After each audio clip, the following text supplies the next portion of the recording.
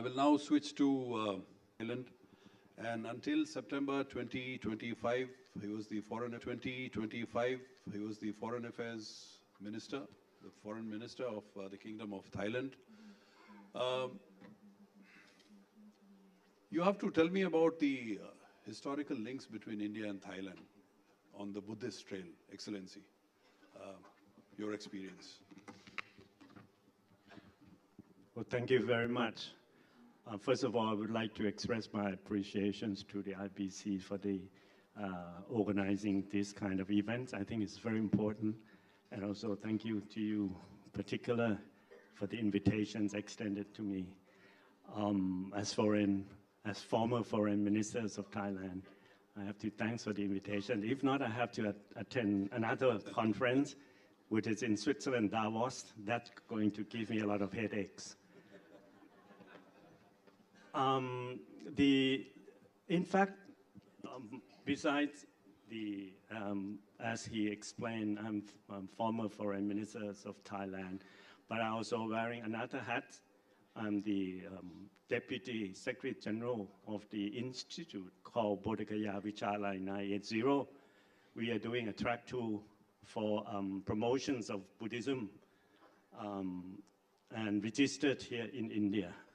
My Secretary General, Dr. Supachai, is sitting over there. Can you identify yourself to the audience? Yeah, the Secretary General. And he's going to speak in the second session. And that is the reasons that I explain this, because it's a very close connections between Thailand and India through Buddhism. This relationship started very long time ago. I still remember when I was ambassadors of Thailand to Nepal. I visited India several times, and at that time I can recall very good fond memories of being ambassadors of Thailand to Nepal. When I visited India, your government mentions that India would like to export Buddhism throughout the whole world. I fully agree. But then, very happy to work with you to re-export, Buddhism in the areas where Thailand is strategically located, with it in Southeast Asia. If I may, how many hours that you give me to speak? Minutes. Oh, minutes. Okay. So Thailand's location in between ASEAN and ASEAN Plus. ASEAN is 11 countries in Southeast Asia. Plus means China, Japan, Korea. Thailand is also a member of BIMSTEC, which is the South Asia. So we connected these two regions together. And in between, you're talking about 4 billion people markets. So Thailand is very located in a very strategically in the heart of Asia.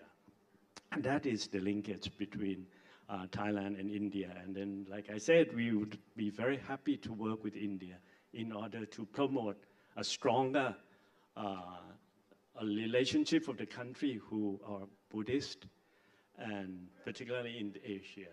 I still remember, if I can recall our first conversations with Khun Abhijit, that your Prime Minister Narendra Modi mentioned that 21st century is the century of Asia. But without the connectivities through the promotions of Buddhism, Buddhism can connect the countries in Asia. And that will make a complete, or finally the 21st century to be a century of Asia. And that is the stronger links between Thailand and India. Very strong words, very strong words. Excellency, I know that you're a fantastic orator. I've seen you speak in various forums, and you can go on for 3-4 hours at a stretch. Unfortunately, we don't have the time here. But at the same time, I must also mention that, when we took the holy relics of the Buddha to Thailand, Excellency was actually part of the Bodhgaya Vichalaya 980 Institute, of which Mr. Supachai is sitting there. And he was actually, both of them actually made all the arrangements, even though the Thai government was hosting the sacred relic. But the critical role was played by both of them here. So I would like to thank you in front of the Indian audience for all you just said. Okay, now I was reading. I also went into your history a little bit. So there was this 150th anniversary of the foundation of the Foreign Ministry of Thailand when you were the foreign minister, and I think in September there was a speech which you made where you said a beautiful thing. You said that endurance is retained by those who don't work against the current of the water, but they wisely flow along the water current. This is something to do with also foreign policy diplomacy these days. I was trying to make that connect. Can you say something about that sentence? Well, like I said, that if I'm not here on his invitation, I'll be in Davos with a lot of headaches, because humanity is right now face paradox and uncertainties. In the past, we can predict the present and the future, but right now, who dare to predict the future? I don't think so.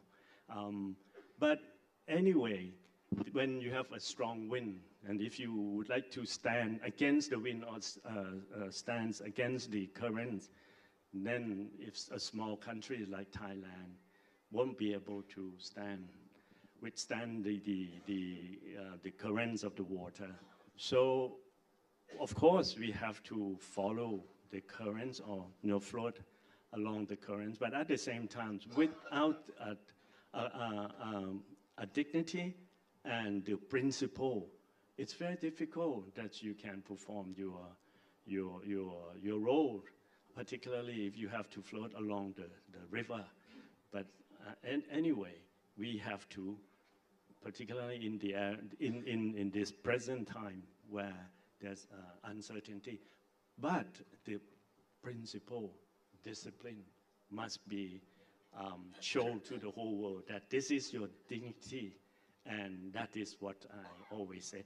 The dignity is not only the dignities, but also the interest or the benefits of the country. As foreign minister, I have to float along the river, the currents, but at the same time, I need to express, to show the whole world of my dignity, my benefit, the benefits of the country, and that is, it depends on the situation.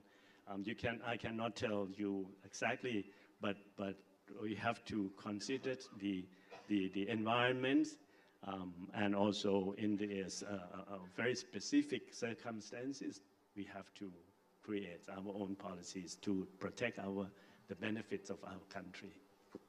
Thank you very much, Excellency. And I must mention that, in Thailand, even as the foreign minister, he was known to pursue a line, just correct me if I'm wrong, pursue a line which is very people-friendly.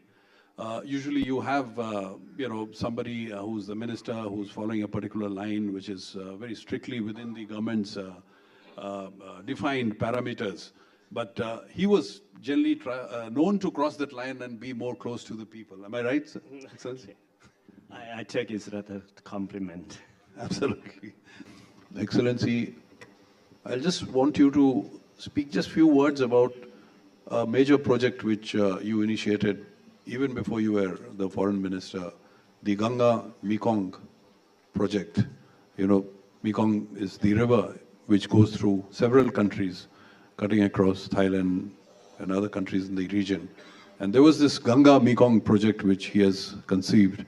In fact, the Institute has conceived, and Mr. Supachai was also involved in that.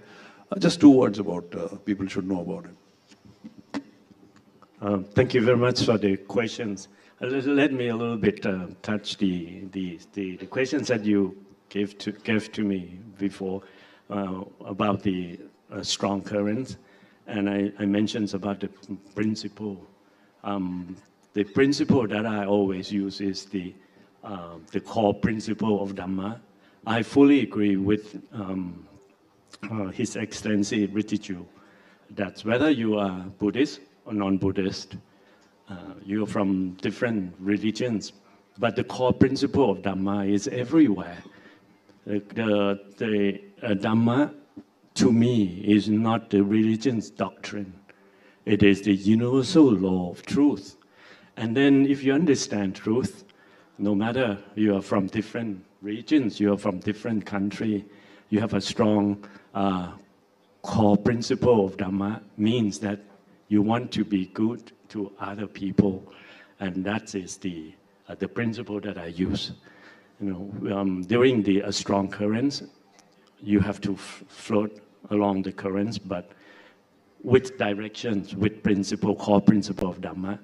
Now, your questions about the connectivities, as I mentioned earlier, that 21st century is the century of Asia. And with the connectivities of the countries of Buddhism, we will be able to spread out the core principle of Dhamma.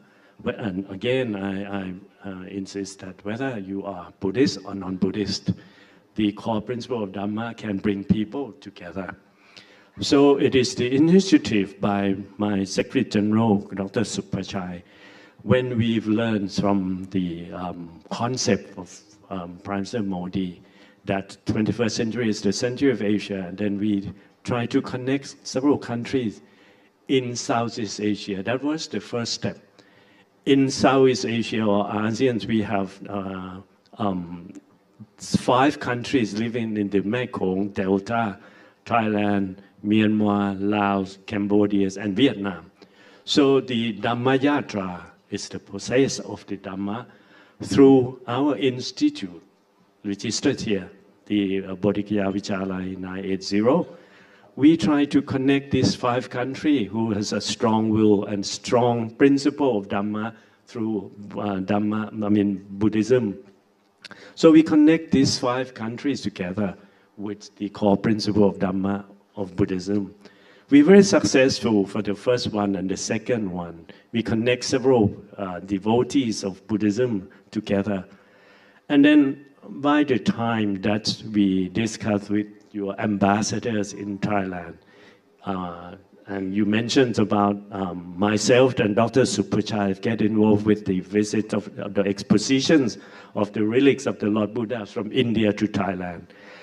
Now we can see the opportunities that the regions of Southeast Asia, particularly Mekong Delta, to be connected with India through a very great river like Ganga. So we invite, with the support by the government of India, the visit of the relics of the Lord Buddha and also the 2 disciples, Moggala Sariput, to Thailand.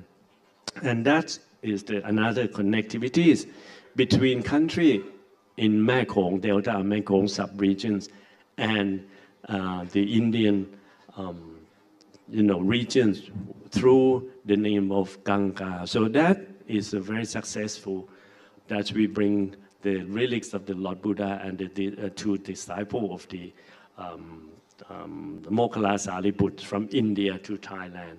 And that's become the good connectivities between Mekong and Ganga.